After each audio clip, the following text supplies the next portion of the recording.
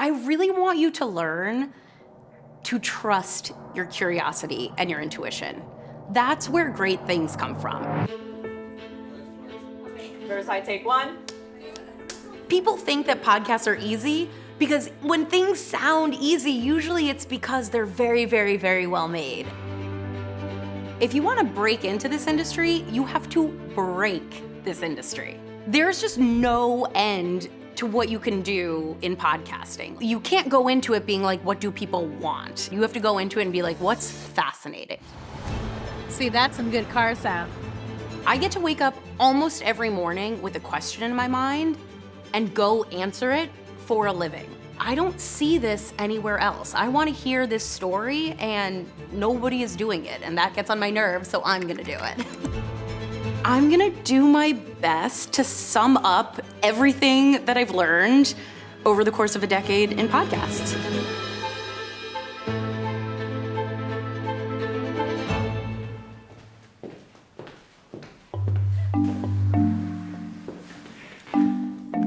Hi, I'm Rebecca Sananès, and I've been a podcast producer for a long time now. I passed 10,000 hours of working on podcasts 10,000 hours ago. I was the lead producer and developing producer on Pivot with Kara Swisher and Scott Galloway at New York Magazine and Vox Media. It's been really successful. I was the co-creator and executive producer of Archetypes, hosted by Meghan, the Duchess of Sussex, which was #1 on Spotify for a long time around the world. And before that, I got my start in the public radio system. So I went to public radio stations across the Northeast, and I won the National and Regional Murrow Awards for my work in podcasting. So this has been my craft, my career, such a big part of my life, and I want to give you the tools to let it be part of your life. Whether you're new to the industry and you're just starting out, or you're a veteran and you want to brush up on some skills, this course is going to take you through and make you a better host, a better writer, a better producer, a better editor, and a better listener. This is so cool. Marker. Mark? So I knew I wanted to be a journalist from a really young age since I was in college. And this was before podcasting really got hot. So I applied to graduate school. And when I got there, I had an advisor. And she said, have you ever considered doing public radio? And it never really occurred to me that people do that for a living. Like I never really put that together. So I kind of had this clear pathway. There were no other students studying audio at the time. And all I wanted to do was some international reporting, and I wanted to tell stories like Ira Glass. He was sort of my North Star in terms of what I wanted to do and sound like. And by the next year, Serial had come out, and suddenly everybody wanted to do podcasting. I really took a risk, and I left public radio without a specific job. I moved to New York, where at the time that's where things were really happening. And I started freelancing, and I was a waitress, and I knocked on every door in New York City until I got a freelance job and I started developing the show Pivot. And it was like light bulb went off. I was like, this is what I want to do. I want to tell fascinating stories about amazing people doing great things in places all over the world. And honestly, I kind of still want to do that.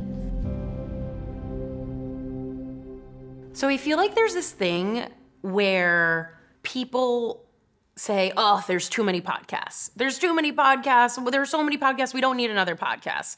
I'm like, how many books are there? How many TV shows are there? How many movies are there? So maybe we don't need another bad podcast, but that doesn't mean that we don't need another podcast. There's always space for something new and different. What I would say is spend a lot of time thinking about the nuanced topic you want to talk about and how you want to talk about it. Think very nuanced.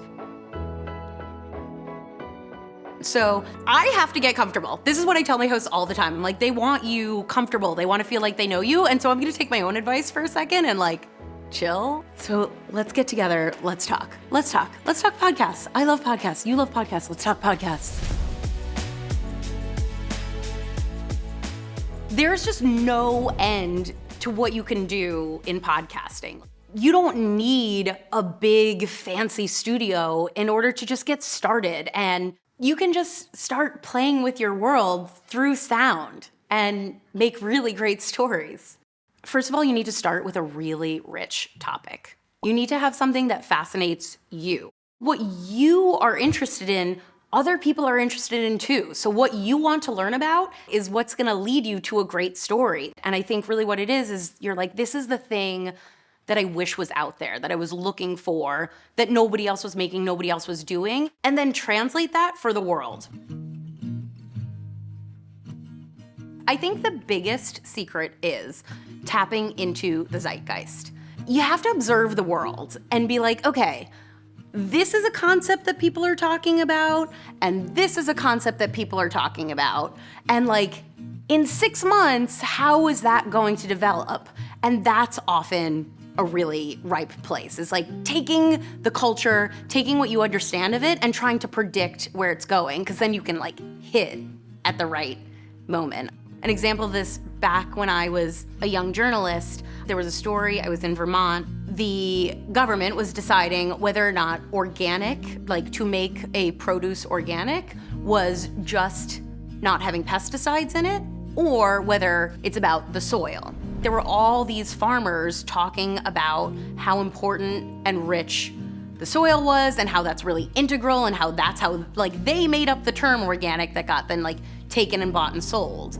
I just was like, everybody is sort of gonna be interested in this story because we all wanna know if we have something organic or not. So I told this story from like a very local perspective. And then the day of the hearing, my story became the top story on All Things Considered. And really all I did was observe something in my own community, something that was happening to real people, something that was tangible, and make it applicable to somebody who's shopping in the supermarket. If you can find a new way to tell a story that makes us think differently, that brings us back in history, that makes us reconsider it, when you can make the personal universal, is when you're really on to a great story, when you can make something very localized with characters who are going through something, but really what they're going through is indicative of something much, much bigger that we're all seeing. That's where you have something good. Central to what you're making is your taste. You know, like first you have to develop a taste and then build your skills around that taste. Oftentimes I'll listen to somebody else's podcast and be like, ooh, I love what they did there. They really took me down this amazing rabbit hole. And how did they do it? They did it through their writing. And, you know, what are the elements that they bring in? And then in my work, I try to replicate that. And sometimes it works and sometimes it doesn't work. And so just like stacking what I love to listen to against my skill set and hopefully making something new and exciting and something that I want to listen to. Trust your instincts. Like you are in it because you have an innate curiosity. You have an innate ear for conversation as art, and really trust your intuition there and don't let things derail you while you're trying to make something new. Like I said from the beginning, is like it starts with having really good taste. And so if you listen back to your work and you're like, that doesn't live up to my taste, I mean,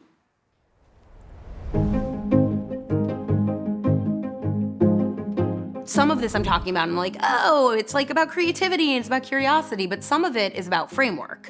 And what you want to do is build a recurring promise to your audience and find new and exciting ways to execute that week over week. In other mediums, like if you go to a movie, right, you're going and you're seeing it once. But a podcast audience is about like, how do we bring these people back over and over again? I guess an example of this is in Archetypes, the recurring promise was we are going to talk about a label, trope, stereotype, box that women get pigeonholed into in the media. We're going to find out where that comes from, how that functions in our lives, and then talk to one of the most famous women in the world about how they've experienced that. And really, like, that's quite simple, but like, every episode was different because we were talking to different people and the origins were different and the words were different and the timing was different. So once you build that framework, it's about like delighting your audiences in new and exciting ways. You really want to think of it in terms of building blocks. Like, what are the fundamental things that we're hitting on and how are we hitting on them consistently? Another reason you really want to do this is the way most podcasts get revenue is ad sales. And the way that they do that is you have a pre-roll, you have a mid-roll, and you have a post-roll.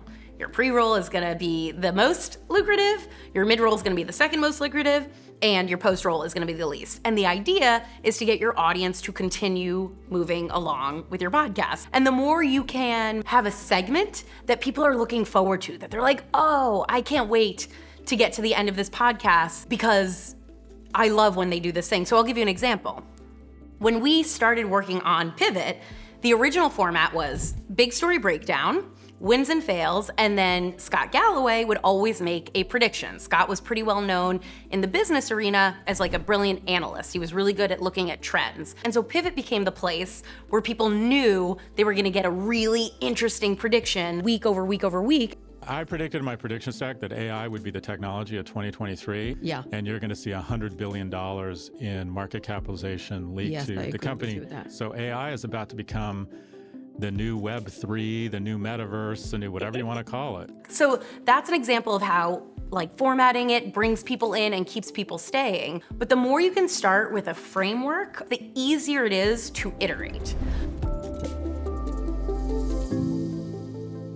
What I think that people don't know that they're gonna get when they get into this industry is you really are perfecting the art of cultural conversation, and you're tapping into a very specific timely zeitgeist. So what you get is a front row seat to the world. You get to be a lifelong learner when you're a podcaster, because that's your job, is to have conversations, learn, and help other people have those conversations.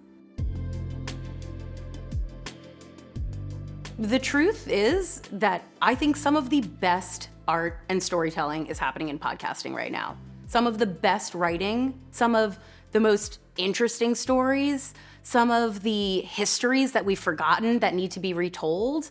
People are starving for authenticity right now.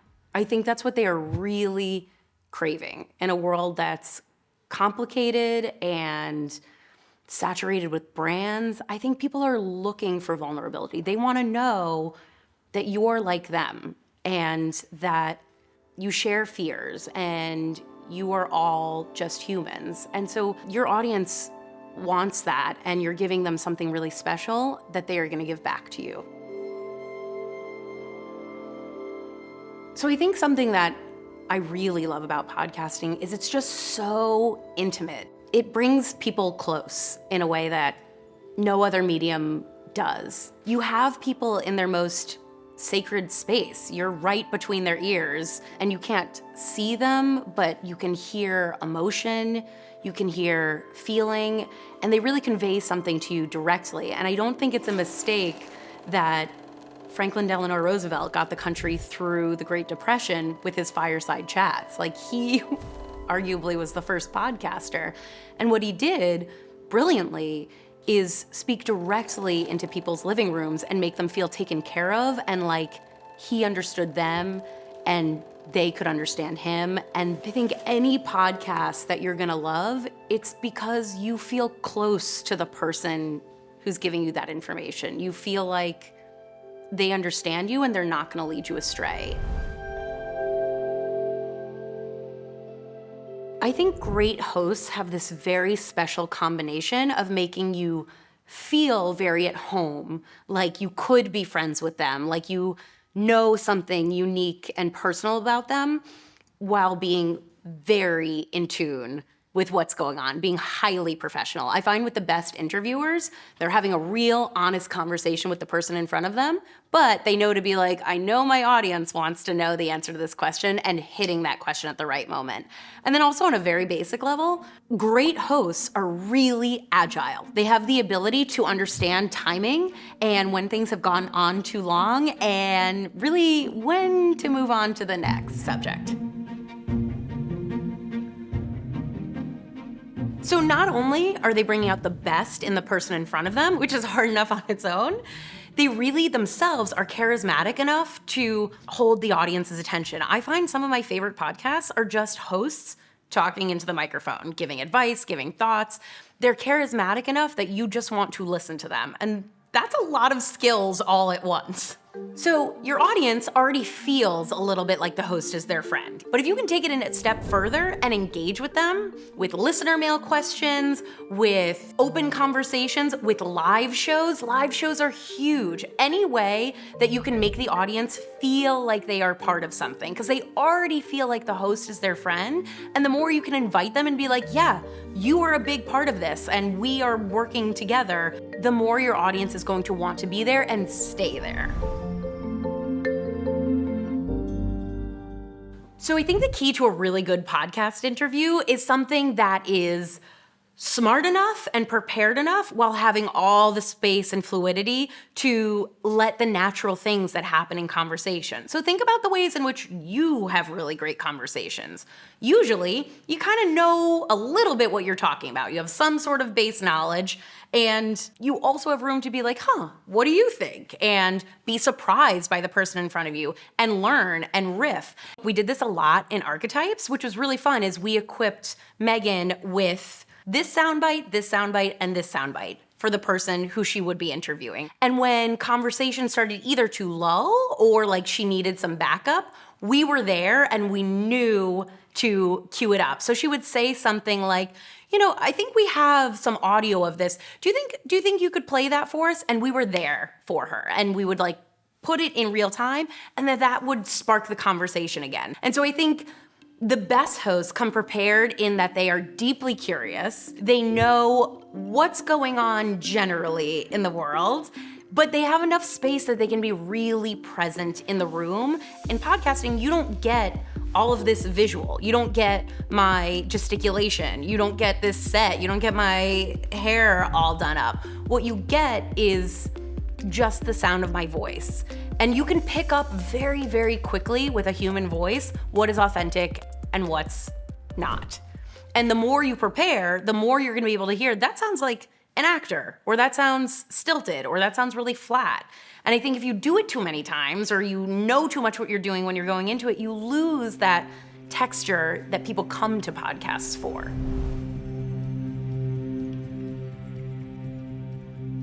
Craft. I don't know how else to say it, but like, stick with your craft. The most important thing is that you are making something that you feel proud of, and that is good. Never, ever sacrifice what you know to be good in your art form for what you think the audience wants. There's no end. You're never gonna win at creating something. You're just gonna get better and have more fun and learn more. Oh, the misconceptions about podcasting. I could write a book, and it's really frustrating, but I think the biggest misconception is that it's super easy. That like you sit in a basement and you put a microphone on and you just talk into it, and that's a podcast. Podcasts take so much time and effort and energy, and I think something that people forget is without visuals, without set design, without special effects, your words and your audio have to be so good. You have to beat the audience's expectations, right? Like, you don't want to meet their expectations. You have to take them to a whole new place that they haven't seen before, that surprises them, that makes them think. I mean, I can't even tell you, there's so many podcasts where I was like, I didn't know that. I didn't know that I wanted to know that, but I'm really glad I listened. I'm really glad I know that now. And I think that's a misconception. It's like, I think it's a genuinely literary medium. Like, if you ever wanted to write a magazine article, try doing it as a podcast, because it's that much richer. Rules are meant to be broken. I hate rules. I think rules are really boring. And I think you should learn the fundamentals of podcasting. I really learned it by working in a newsroom. So I think principles are write for the ear and not the eye. Make sure that you are conversational with your audience. Make sure your sound quality is really good. But once you learn the form, I think the point is to break it, to be like, okay, I think I know what I'm doing. Let me go totally out into right field and see what I can do. So go learn some fundamentals, and we'll get to that, and then break them all.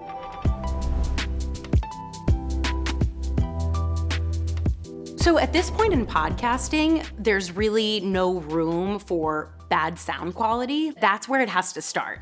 beginning, middle, and end, you have to have nice, clean audio. It's nice to have a really big studio and all the fancy stuff, but I swear to you, I've made a lot of stuff that you've heard even at my kitchen table using really simple tools. And I'm gonna show you some of them right now. So when the pandemic happened, a lot of production stopped for a lot of different industries, but not so with podcasting because we were really quick to be able to use conferencing platforms. My go-to is Riverside. I've used it for like just about every podcast that I've made. One, it's super easy to use. You just access it on your web browser. And what's cool is that it records locally for both the guest and the host. That means it's getting audio not from the web, it's getting it from their side of the conversation. And it automatically uploads and it goes right into a cloud system. So wherever your producer is, you can access it immediately all over the world. It's super cool. Like, imagine how much added work it is just for your guests to get them into a studio before we had this kind of stuff. I mean, can we get you in studio? If we can't get you in studio, can we get you into a local NPR station studio somewhere else? And then we're gonna have to either connect via phone lines or Skype or, all sorts of different ways. And then after you're done, you're gonna have to send me that audio. Now it's super simple because it's like you kind of hop into your own little studio on the browser and you send a guest link and all they do is click it. You can be at home, we can be at home, and we can create the best possible sound situation and record from there. And then it's that much more organic. Like the person doesn't have to beat traffic or like all those things that's gonna make your guest feel perhaps cranky or off. And so what I really love is each track is separate. Like the host track is its one thing and the guest track is the other thing, and they upload separately, but they're really easy to sync. The reason you want to do two separate tracks is in post-production, you can take out all those you can take out a cough, you can fix internet lag, you can fix all these things in the conversation, but if they're baked together, if the two tracks are one, it's really hard to separate it out and like do all those like nitpicky little edits. So think about it. We went on Riverside, we can get to our guest anywhere in the world. All we did was send them a link. We log on, we say, oh my God, hey, how you doing? That audio instantly uploads to a cloud. So in theory, you could get it from anywhere. You download it, you import it into your Pro Tools, and then you're off to editing. That's pretty simple. That's pretty simple. You could for sure do that at home right now. So we're gonna go into Pro Tools. And I have spent, I don't even know how many hours in Pro Tools. Pro Tools is like my home base over here. This is how I edit audio.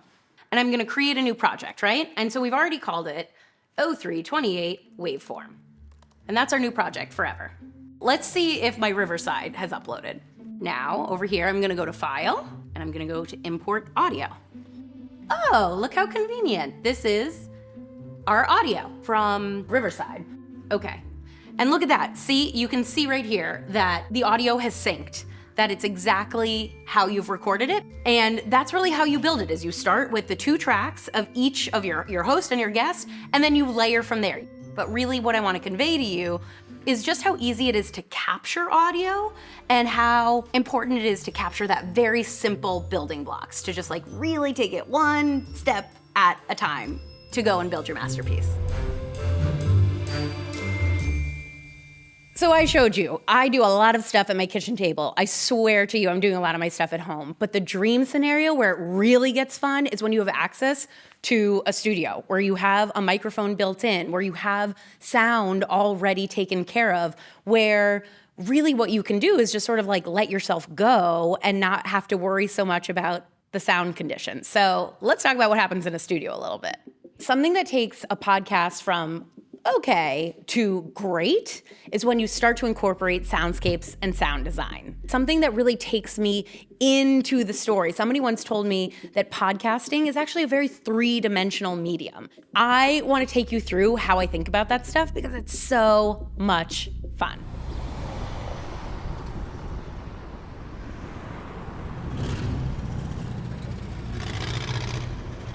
See, that's some good car sound. So there are a lot of different ways to build a soundscape. And advice that I always got was always start with your most powerful sound. So I want to talk about how I've done it recently. And usually what I do is I start with when the guest and the host have shared some sort of story. Let's say the guest really has brought out, they've given you a beginning, middle, and end, a scene. They're telling you about something that happened in their life that's contained. I start to think about like, okay, how are we going to bring the audience into that story? So places that I get sound scenes are organic sound, field recording, things that I get outside. Sometimes I will bring in ancillary sounds that are sort of like references, pop culture references, to get the audience in on the joke. And really all of this we layer together and then find the places where maybe music can come in and just like lightly underscore whatever the emotion or tone is. And it's amazing. When you put all of this together, you really get something so much richer than you would otherwise get just hearing that story. But you start with that spine. So let me show you what this might look like in your editing software. You already have your spine of your story, as we talked about. And as you'll see, then we start to layer. We import other sounds throughout, and we figure out where we're dropping those sounds, how long they're lasting. So for example, if we're doing a soundscape outside, the cars, the rumble of cars is probably gonna be pretty long. You know, like it's probably gonna like stay going underneath a lot of your sound scene. But then maybe you just get like one beep. And that's gonna look a little bit shorter, like this. And so what you wanna start doing is against the beats and rhythm of that person's story, filling in the gaps and building something that's realistic, that feels like a real space. And then underneath that, sometimes, if it's nice, you can add a little bit of music just to underscore that extra emotion. Less is more. You want something that's subtle, something that feels real, something that feels like it's drawing you in, that you're in this world, but not like beating you over the head with it. Podcasting isn't going away. Every year, more people listen to podcasts. It becomes a bigger and bigger medium, a bigger and bigger industry. I can't tell you exactly what the industry is gonna look like in 10 years because it's moving so quickly. But what I can tell you, what won't change, is that people are going to want these stories. It's so funny because over the years, I've seen these like ebbs and flows in the industry. But now there's just so much space and opportunity. And this is an industry, I swear to you, every year it's different. Like had you told me, even in 2019, that the Prince of England would be getting into podcasts, I would have been like, I'm sorry, what? It's wild what's happening in this industry. Podcasting still has all this room to grow, and I want young people. I want diverse voices. I want complicated stories. And so we really need you to come in and keep making this industry grow and boom and rich. For me, a lot of podcasting ends up being just me in my headphones, going through transcripts, maybe going back and forth on edits with other producers. But what you really don't get to see is how many parts of the production there are and how much thought goes behind it. People think that podcasts are easy because when things sound easy, usually it's because they're very, very, very well made. And one piece of advice that I always told myself, and I know this sounds ridiculous, but it can be really stressful, right? It's like high pressure, it's deadlines, it's famous people, it's your career. When you want to like slow down and be like, wait, this is fun. We're doing something fun. I promise you I've had to tell myself that many, many times because things can get totally out of control and you have to come back and remind yourself like, this is fun. My craft and my career has been sort of like the dominant relationship in my young life. I know that sounds crazy, but I feel very married to this thing. And by that, I mean, sometimes it's good and sometimes it's bad. And sometimes I'm frustrated with it. I'm like, maybe I don't want to even do this anymore. And then sometimes I fall totally head over heels in love with it again. It's given me so much richness. It took me to Cuba. It took me to cover one of the most famous election cycles in our history. It took me to the Prince of England. It really gave me this front row seat of our lives in this moment, but an opportunity to talk about like the love and work and stress and craft and taste and time, like all these things that producers do is really special for me. I really want you to learn to trust your curiosity and your intuition. That's where great things come from. That little voice in your head that's saying like, I think this is a good idea. It's a really good idea. I promise you it's a really good idea. It's at your fingertips. That's really how I started, because I was curious, because somebody put very basic tools in my hand and I practiced over and over and over again. I hope that people leave here feeling like, yeah, this is pretty simple and it's an exceptional way to express myself and filter the world through new eyes. I hope people leave here feeling like if I can do it, you can for sure do it. My name's Rebecca Sananès. Thank you so much for listening.